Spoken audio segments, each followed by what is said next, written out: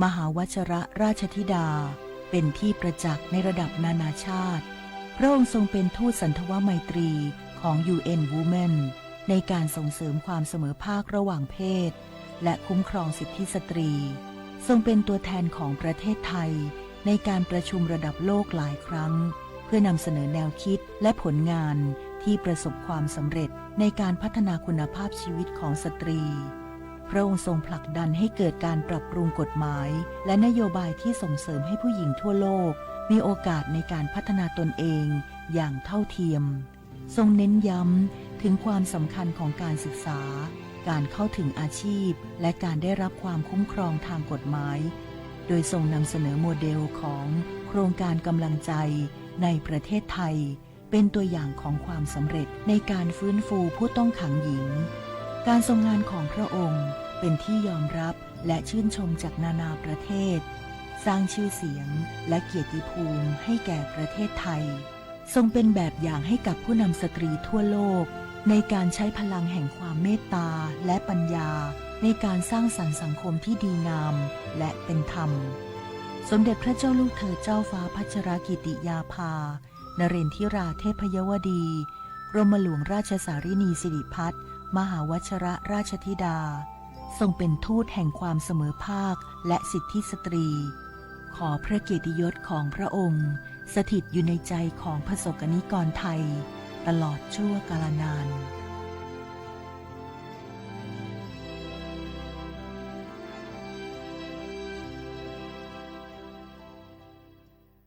ผู้ใช้สิทธิบัตรทองหรือบัตร30 บาทวันนี้หากต้องการย้ายหน่วยบริการประจำไม่ใช่เรื่องยุ่งยากอีกต่อไปย้ายเองได้โดยวิธีง่ายๆผ่านระบบออนไลน์เพียงดาวน์โหลดแอปพลิเคชันสปสชหรือแอดไลน์สปสชพิมพ์ LINE ID @NHSO เลือกเปลี่ยนหน่วยบริการและทำตามขั้นตอนแค่นี้ก็ย้ายหน่วยบริการได้แล้วแถมยังสามารถใช้สิทธิรักษาได้ทันทีสอบถามเพิ่มเติมได้ที่สายด่วนสปสช1330สปสช.ชวนคนไทยทุกคนทั่วประเทศใช้แอปเป๋าตังเช็คสิทธิประโยชน์รับบริการป้องกันโรคตามกลุ่มวัยเพื่อลดความเสี่ยงการเจ็บป่วยโดยเลือกเมนูกระเป๋าสุขภาพเลือกสิทธิสุขภาพดีป้องกันโรคสามารถจองคิวพร้อมนัดวันและเวลาเข้ารับบริการได้ฟรีสะดวกรวดเร็วสอบถามเพิ่มเติมสายด่วนสปสช1330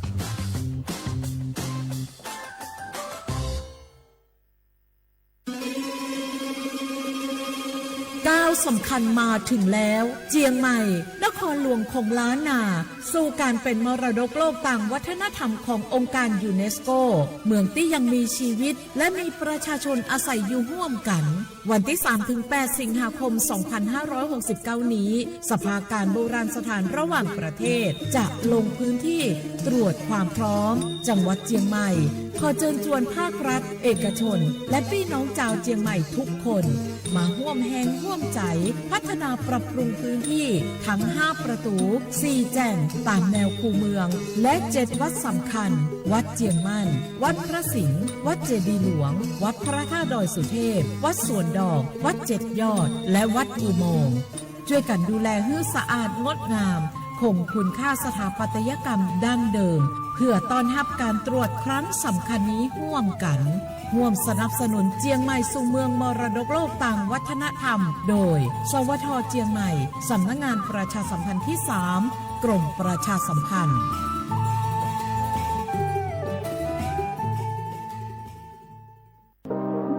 ร่วมเป็นเจ้าภาพงานระดับโลกจัดขึ้นในประเทศไทยการประชุมสภาผู้ว่าการกองทุนการเงินระหว่างประเทศและกลุ่มธนาคารโลก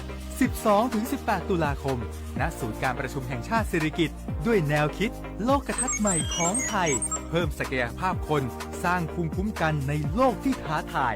มาร่วมเป็นส่วนหนึ่งของการประชุมครั้งประวัติศาสตร์เพื่อปรับตัวสู่อนาคตร่วมกันอย่างมั่นคง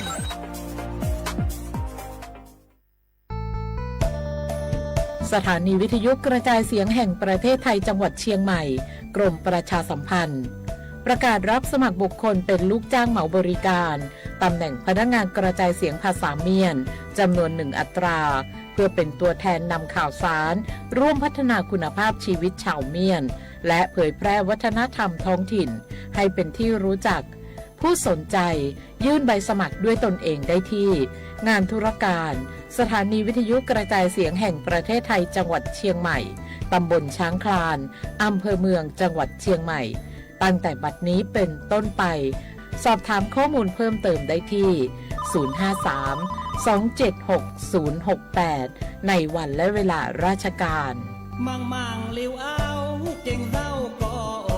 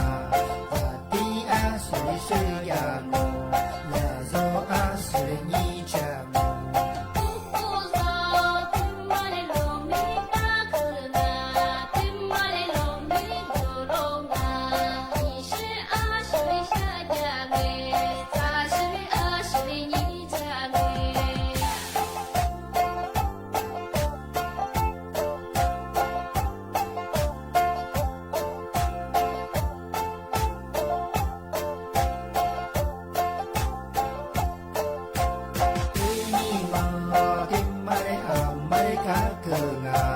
te mare a mare lo lo nga ya ti a se se ya mo la zo a se ni cha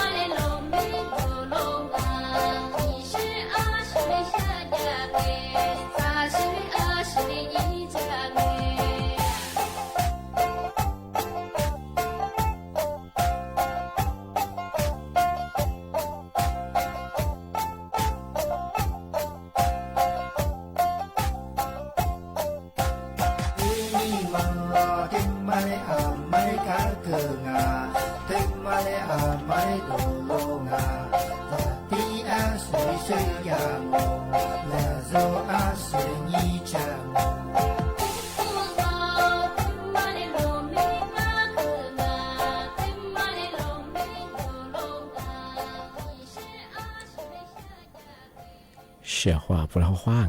อัมภาษาเอาลีสุงดูจุดว่าเป็นเราเอาเสียว่าพวกท่าวิทยุว่ายันนาจาสุงอาทิตย์ท่าไลฟ์สดสุดละคือว่างเอารายการลีสุงปากกาบรรยาจิ้มหมายสถานีวิทยุกระจายเสียงแห่งประเทศไทยจังหวัดเชียงใหม่ว่าดูจ้างมันก็ชื่อสวทเชียงใหม่แบบดาวเอาวิทยุว่ามึงจะมางบรรยากว่ายี่ระบบ AM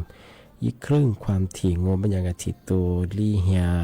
สิชัวโจญาตัวหลังวิทยุว่าพี่ว่าว่าชอบว่ามาว่าโลชิจังงบรรยากาศที่ยี่เมื่อวานยี่สามว่าลีสงนั่นน่ะชอบบรรยากาศว่ายี่วิทยุระบบ AM กว่าที่ตัวลีเฮียสิชัวที่โจญาตัวหลังในแบบคือชมเมื่อวานนี้เจมูที่มุลนีเมื่อวานนี้สามนาทีเนี้ยวันนี้นาเนี่ยจะที่เนี่ยดูอย่างของที่ถ้าระบบไลฟ์โซเชียลฟิสบุยเพลงว่าแบบคือสวทจุดเยียเชียงใหม่อะไรแบบนี้ AM 1476กิโลเฮิรตซ์บุญอย่างคือดูแล้วมาว่ากดติดตามถ้าแบบคือกดติดตามที่เนี่ยคือว่าสุดๆแพ้ว่าชวันที่นี่คือกดใช้อย่างของนี่เมื่อที่มุลงบรรยากาศเอาเชื่อว่าเราเห็นมาปีมากอาทิสุดท้ายจินเชื่อมังบรรยากาศมายาปอพอคือเจนเตอร์ฝรั่งยาเจนเตอร์ฝรั่งมันก็มาดู6จังหวัดโชจังหวัดมาจากสงบรรยากาศสานีกองพวกความยิ่งสิเนี่ยซึ่งก็คือเหตุหาคนเนี่ยยุคนี้ตัวเนี่ยชุดสื่อกุโคเอาที่โชจังหวัดมาจากสุพรรณมาคือที่เนี่ยฝาดาจามโมบุรุษที่สานีความยิ่งสิยังงบรรยากาศมีฮิโรฮาคืออยู่เมืองฮาคือเลียเมืองฮาคือพันเลียงบรรยากาศมีความเสี่ยงคือยังมีเชื่อเงินว่าอยู่บอกว่านี่สัสเสียแล้วบางจะเมืองฮาคือพันเลียแบบรับจีกวยแล้วมาตรงที่นี่คืออาจจะเจอมาที่ลิกิน่าบุรุษที่ไปยาปอพอถึงมาที่ใจตัวฝรั่งยาโฉจังหวัดบ้านงมันยังไงยิวที่กางมันยังคือทำไมคือจังหวัดละนองที่ยังจังหวัดพังงาที่ยังจังหวัดภูเก็ตที่ยังจังหวัดกระบี่ที่ยังจังหวัดตราดที่ยังจังหวัดสตูลทำไมมันยังพื้นที่จอภาคใต้ตะบวงปีขวาวัชขวาโวจอภาคใต้จัดสุงจากสบายมาคือที่สุดท้ายบางมาที่ยังจามโมฝาตาบางที่ถึงกางบรรยางจังหวัดละนองที่ยังจังหวัดพังงาที่ยังจังหวัดภูเก็ต ที่สักกามังก็ไม่ยังเฮกว่ายี่ครึ่งไงมีฮิโลฮาก็อยู่ไม่เสียเขาหัวเนี่ยสิไงที่บ้านก็ไม่ยังเฮไงเธอว่าโชจังหวัดมาจากส่วนยังไงมาเฮที่ยาฝาตาจามอที่ยากว่าติดตามข่าวสารไงทายาหน่วยงานรัฐบาลก็จะสื่อประกาศที่แจ้งเตือนไงปีคว้าพื้นที่กุฏิกาหัตถกางะอะไรต้องมึงหาเลี้ยมึงหาเข้าไปเรียกว่าเฮียอะไรกิเลมาสติประกาศแจ้งเตือนที่เป็นอย่างเช่นว่ามาครับยึดข่าวยึดดูทีนี้ติดตายได้งานทำมาปีมางานที่วันที่3วันยังไงที่3นี่วันนี้สี่เนี่ยที่เฮหาคนได้งานมาคือ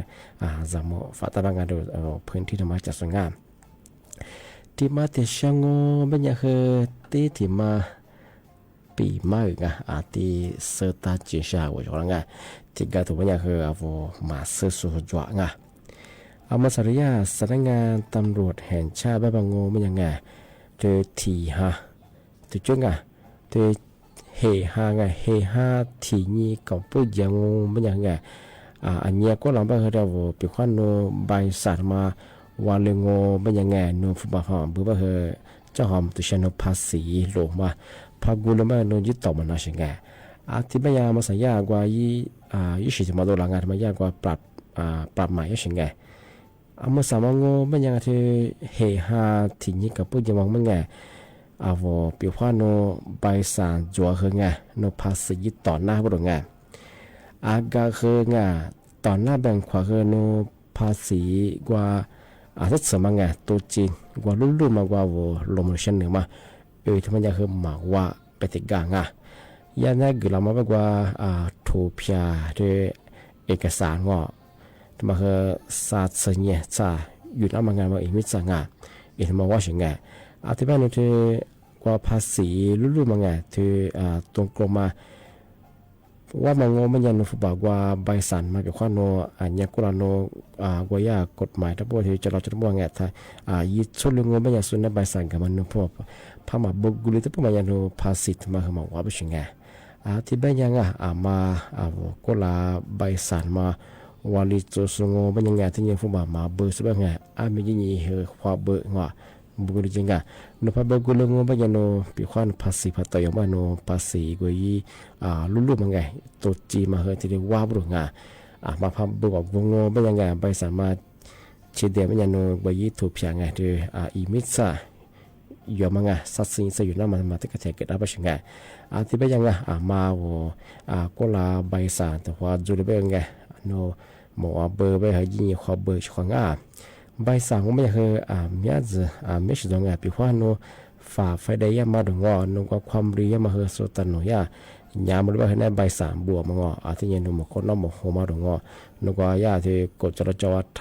ยึดชุดบ่เฮงผู้ป่วยเนี่ยปะยามาใบสั่งกับมังแล้วไม่นักว่ายาสอนน้อยยี่ผู้ป่วยจะมังที่บ้านโนพม่าเบื่อมาไงโนบอกว่าอีระบบวันนี้มีอะไรไงที่บ้านเจ้าขนมตัวเชียโนภาษีภาษีบ้าเฮงไงต่อเล่าไงก็คือนัวภาษีตัวจีมาว่าใช่ไงที่เป็นยังไงมาตัวจีมาว่าใช่ไหมนัวกุหลาบนัวใบสามมามีความว่าจ้ามีเพียงว่าจะเป็นงานยิ่งเพียที่ดีเบิกจริงเบิกเรื่องนัวภาษีตัวจีมาที่เราว่าตรงงานไม่ยากถึงมาที่ดีปีมาเจนตัวพลังงานที่มันอยากคือเฮฮาที่นี่กับผู้ยองที่ดีเริ่มใช้บางงานทำไมแต่สุดที่ช่างที่ยังไงที่มาแต่ช่างโง่เป็นยังคือไงทยากลมอุตุนิยมวิทยาทำไมอยากคือเอาพันเนี่ยนะพวกไงอยากคือทำมาแจ้งตัวทำไมอยากทยามีหินพวกกูยิ่งสง่ายาแบบมังโง่มันยังไงเอาพันเนี่ยอยากคือมาสัญญาคือบามเพื่อที่อยากคือที่ก็เลยต้องมันอยากคือมือหาคือเลี้ยงไงคือเลี้ยงมังโง่มันอยากคืออยากกระจงเอาพันเนี่ยยังงอยาแบบมังโง่อยากคือพื้นที่จังหวัดแม่ฮ่องสอดอีกที่อยากคือจังหวัดเชียงใหม่ที่ยังจังหวัดเชียงรายที่ยังจังหวัดลำปางที่ยังคือจังหวัดพะเยาจังหวัดน่านจังหวัดตากจังหวัดอุตรดิตถ์ทำไมคือภาคเหนือเอาภาคเหนือที่พื้นที่ธรรมชาติส่วนก็ไม่ยังคือมาคือแต่ยาฝาตาจามอบางงานเธอว่าอยู่กับบาจาโซว่าเอาเธอจะเลือกคุยก็จะสบายเพียงความมือหาคือพันเลี้ยบเหงอาจจะเจอมังที่ยังว่าอยู่บางคนนี่มือหาคือพันเลี้ยบเหอาจจะสะสมมาสิแล้วไปรับเช็คกวยละมาอันตรายยังภาคกลางไม่ยังไงจังหวัดนครสวรรค์อันนี้ยังจังหวัดกาญจนบุรีอันนี้ยังจังหวัดราชบุรีเงินมาจามฝาทาง ที่ว่าเฮยจังหวัดที่สิเกาไม่ไงมาเฮยจอภาคใต้ฝั่งอ่าวไทยตะวันไงยุติกับว่าเฮยจังหวัดประจวบคีรีขันธ์ไงที่เฮยจังหวัดชุมพรจังหวัดสุราษฎร์ธานีไงที่จังหวัดยะลาไปด้วยไงที่จังหวัดนราธิวาสไงที่สิเกาโง่บัญญัติมาเฮยภาคตะวันออกเฉียงเหนือไงจังหวัดเลยไงที่จะเฮยจังหวัดหนองคายที่จะเฮยจังหวัดเบอร์กาไงที่จะเฮยจังหวัดหนองบัวลำพูไงที่จะเฮยจังหวัดอุดรธานีไงที่จะจังหวัดสกลนครไงที่จะเฮยจังหวัดนครพนมไงที่จะเฮยจังหวัดมุกดาหารไงที่ถึงกางโง่บัญญัติมาเฮยภาคตะวันออกบ้างไงจังหวัดนครนายกไงที่จะเฮยจังหวัดจันทบุรีไงที่จะเฮยจังหวัดปราจีนบุรีไงที่จังหวัดตรังไงที่ถึงกางโง่บัญญัติมาเฮยภาคใต้ที่ฝั่งอันดามันไงยุติกับว่าเฮยจังหวัดละนองที่จะเฮยหนีกับว่าเฮยจังหวัดพังงาที่จะจังหวัดภูเก็ตไงทำไมไม่ให้งานชงงานบางจามฝาตาบางอย่างยาสำนักงานกรมอุตุนิยมวิทยาที่มีตัวบวกกุญยิสุเต็นยิสุเดเจนตัวพลังงานมือหาคือผลเรียบหลายพื้นที่ไงที่เกิดตัวอย่างขึ้นยังมีเชียนแต่ละยาบางที่บางบางจามฝาตากันมาทำมาปิมาที่เดเจนตัวอย่างที่บางไม่ใช่ชงงานมือสักนั่นแหละคือมือกว่าแต่ว่าเกิดอะไรเอาชกทาวิทยุนาจาสูงที่เท่าหลายส่วนตีสุดาคือข้อความงงอะไรบางคือมาซาเอาชกทาอาชีพมากกว่าเด็กฟราสุดาคือมากกว่าแต่ความฟัง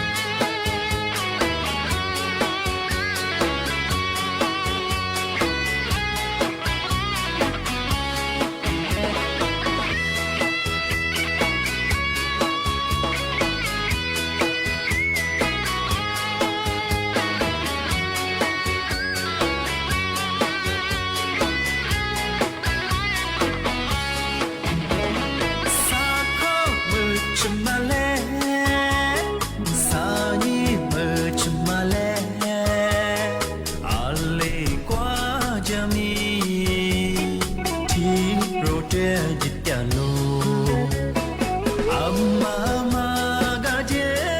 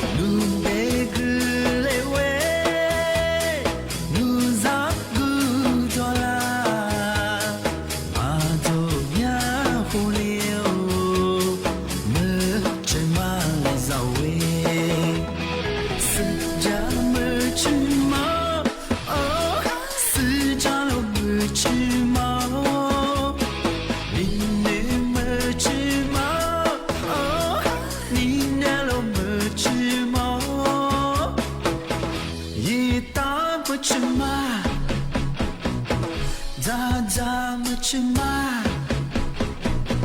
不啦么去嘛，么去嘛，么去嘛嘛嘛，阿里瓜酱糯米，么去嘛，不得里比家店，四家么去嘛，哦，四家了么去嘛。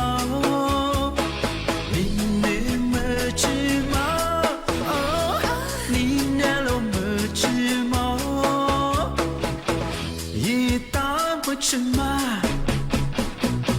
咋咋么去嘛，嘟啦么去嘛。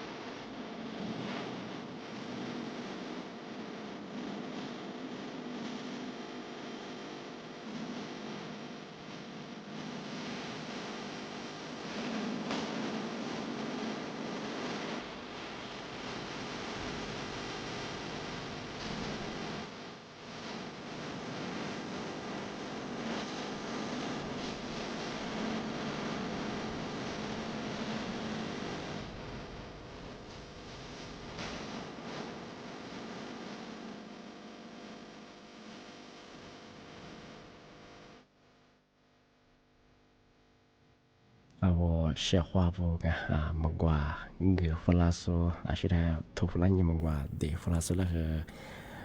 คือสามงชกรังที่ยิงที่มาที่เชื่องนั่นแหละที่มาปีใหม่ที่สุดท้ายจะเชื่อที่ก็ที่ว่ามันยังคือว่าอีกข้อมูลมาคือบรรดาโจโซเสือสูจวงเมื่อจังหวัดเชียงใหม่คนยาที่มาแจ้งฟลามังโง่มันยังเมื่อว่าจิ้มหมาโง่มันยังผู้ติดเชื้อHIV HIV เป็นยังคือโรคเอดส์นะแบบดาวโรคเอดส์นั่นนี่สุโรคเอดส์นั่นนี่สุมองว่ายังมือสายว่าโซกว่ากลุ่มว่าว่ายี่ระบบว่าดามันยังคือยี่มือสาตุกู้เหี่ยวชงซ้อนยังไงทำไมยังกว่าโซกูลามันนุ่งกว่าสมัครกูลามันคือยี่มือกว่านอกระบบว่าดามันคือเนี่ยมีว่าสุดยอดมาใส่ช่องทำมาใส่สุกลุ่มว่ามันยังคือยี่มือสาตุกู้เหี่ยวยังเป็นคือมันคือขึ้นมีอะไรมันคือที่โคกุลามาซึ่งเสือขึ้นมีอะไรช่องที่สิ่งที่โคมันที่แบบมันยังคือปีหัวยังมันยังคือหลักโซยโคซึ่งว่าโคว่านี่จะลีโคมีนี่ที่บุมังที่เชื้อติดยังHIV สิปุ่นงมันยังว่าจะกุลาจะเมื่อแบบสปันแบบว่าตั้งห้องมันยังว่ามาป้องกันสิ่งว่าถุงยาอนามัยมาเกิดสิ่งมาเกิดมันยังว่ามาซึ่งยี่สินาจัวยี่ติดเชื้อHIV จัวมันจะมาอันแบบว่าที่ตั้งไปธรรมะตั้งมันยังคือเส้นของยี่บอกว่าตั้งไปเป็นอันนี้เป็นนานมาคือตัวสิ่งที่แบบมันยังทิ้งยี่คนได้มันยังนี่ทิ้งยี่คนได้มาnhiềuว่าที่เนื้อลงเธอมาสาลุยนามังที่แบบมันยังชอบทำมาคือมาจัดเนื้อชื่อลิปลิมาที่ยุคสื่อลีซึ่งว่าโคความยังคือนี่สื่อลีคุยมีอันนี้ที่เชื่อให้เสียวินเหนือสมังมาคือจำโมชอบปีว่าโนอะไรที่พยังไม่ยังว่าถุงยานะมาคือป้องกันเหตุชอบมาสับคือที่จะติดไปไม่ยังคือมาป้องกันยังอันนี้คือน่าจะมาคือซื่อสัตย์ยังอันนี้คือมาสับที่จิ้มมาไม่คือยังคือดำเนินจากยังที่เชื่อให้ที่ว่าเราเองเนื้อมังที่เป็นยังมาคือจำโมบามาอยู่ส่วนแบบโจซึ่งมีที่ปีมาประกาศที่ปีมาแบบเปิดมาสามาสู้ที่ตั้งเต้ามันยังคือถ่ายยิงแต่ก็รู้ว่ากับเบียก็ยังซื้อผสมด้วยคือตั้งเต้ามันคือมาป้องกันคือที่ลุยน้ำจงมาซื้อคือที่เหนือมังยุกุนี่คือมาสาสู้กับกุลามันยังคือนี่มาสาตัวที่ยังก็สู้มากุลามันคือที่มีมาสู้จงมาซื้อช่วงที่เป็นยังมาคือสมุทรจงน่าจะมาปั้นในเรื่องไม่ยังนุกุนัดสิ่งมันจะขลังมาตัวเชิงที่เป็นยังคือมาคือเมื่อที่กิจไม่เชิงที่เป็นมาคือสมุทรจงที่วัยรุ่นจังหวะสมุทรที่ปัตตันเต้าเป็นยังคือแต่ปอกไก่มาคือสมุทรมันยังคืออาจารย์นารินทร์สัพันธ์ที่เลี้ยงเป็นยังที่จะมาคือมาเปียวชื่ออะไรก็เยอะคือใจเหี้ยคือจ้วงมาคือสมุทรทำไมคือมาที่เล็กจิไม่ใช่ป่ะครับเชื่อเขาที่มาปีมากที่แจ้งตัวอย่างมาสับผู้ติดเชื้อยังไงคนไปช่วยไงยี่มือสัตว์ตู้กู้เหี่ยวมีอย่างนี้ไปที่ยากกว่ากลุ่มมันยังไงที่ขูดซื้อหงอกกู้ความยังไงนี่ซื้อลีกว่าเนี่ยมีอย่างนี้มีอะไรกันอันนี้เป็นไงมาคือสมุทรเป็นว่าอาชีพที่จะพาตั้งเต้าของไม่คือมาคือที่ป้องกันว่าถุงยาคือเกิดทำมันก็ไม่คือเจ้าอินเทอร์เน็ตเป็นอย่างคือชามันอย่างคือมาจูงช่วยมันได้ซื้อมาจูงทำมาปีมาช่างที่บ้านมันยังช่วยน้าปีมาคือที่เรียนจบที่บ้านคืออะไรกันที่สมมติตัวมาที่ตัวความมุ่งหวังในบ้านคือชุ่มมุ่งความยังคือจิ้มมุ่งคือตัวความด้วยที่มุ่งลงเป็นยังนี่มุ่งความนี่คือ3 นาทียังความนี่เนี่ยสุดที่นี่โดยใหญ่ช่วยที่ยังคือมาสาพื้นที่จังหวัดเชียงใหม่บ้างยังบางพื้นที่ที่เกิดต้นไม่คือเหมือนขึ้นเลี้ยงมาใส่ท่าเชื่อไหมบ้างยังมากกว่าเคยในเส้นเมื่ออย่างเคยเลี้ยงให้ดังทยามาสาท โดยสำนักงานกรมอุตุนิยมวิทยาบ้านเฮียงาเอาพันธุ์อย่างคือมหาขึ้นเรียบงามหาก็เป็นเรียบก็คือนอกอยู่บอกให้ยังไงสักสื่อละมาจะสื่อละมังแล้วว่าชิกว่ายังมารงว่าอันตรายมาคือก็มีมาคือจะมาฟาตาบุรุษงานมาปีมาแจ้งตัวจังอาดิบังนาปีมาคือที่เรียกจงงงว่าชัวร์วิทยุให้นานาจะสู้ไลฟ์สวัสดีสุดคือบุโมว่าชัวร์คือโดยชิจอมฟูซาชิลข้อคำว่าจริงน่าจะพิจารณาคือทำตัวเจที่ยังคือที่นี่แก่ที่ยังว่าคือด้วยอะไรกว่าเยอะเปลี่ยนนี้ข้อความยังกุยจังที่ยังคือจะจมยังมาก็ดีมาดูแลสุขภาพเยอะมาใส่ไว้คือเหมือนฮาลีจ้าไปหมดชาจดชาหัวเจ้าหัวไปอากาศยังคือปลาก็ดูคืออาจารย์นารามาคือติดกับพลังงาไปมาก็ดีมาดูแลสุขภาพยังว่าเฉพาะปีมาคือที่เรียนจงไปคือที่ความมูลความข้อความสวัสดีครับได้คือผู้ลูลูมือ你若此刻苏安要情侣努力哟记录记忆你如的疲劳年日คือซาวีมือเล็กคือ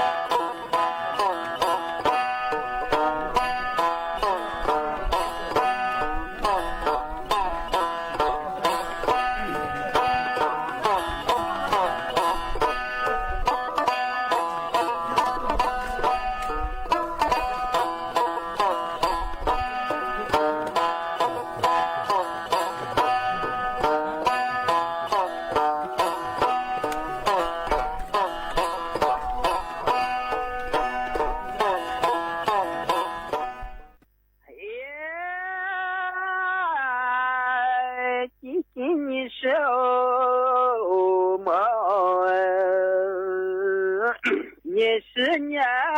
半百一天半，他怎么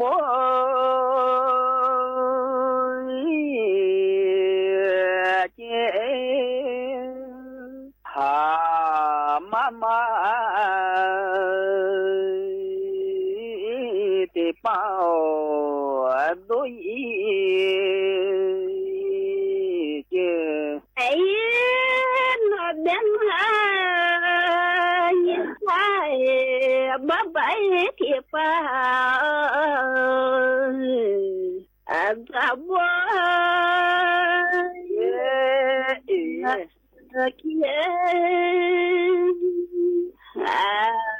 妈妈铁包都也给，每次不都咋不接，每次咋子都一接。嘿，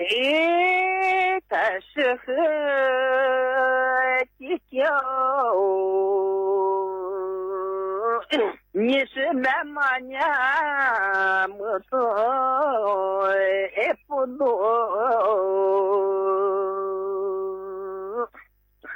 怎么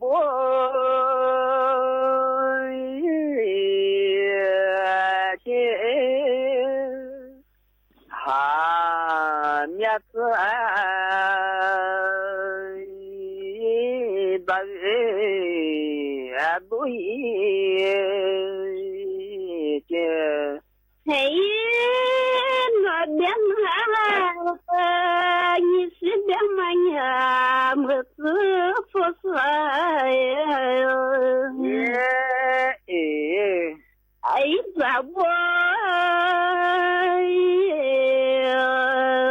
见？面子是说都也给。每次不都咋不了？每次大家都也。给你说，你是那么年么子不多，还咋不了？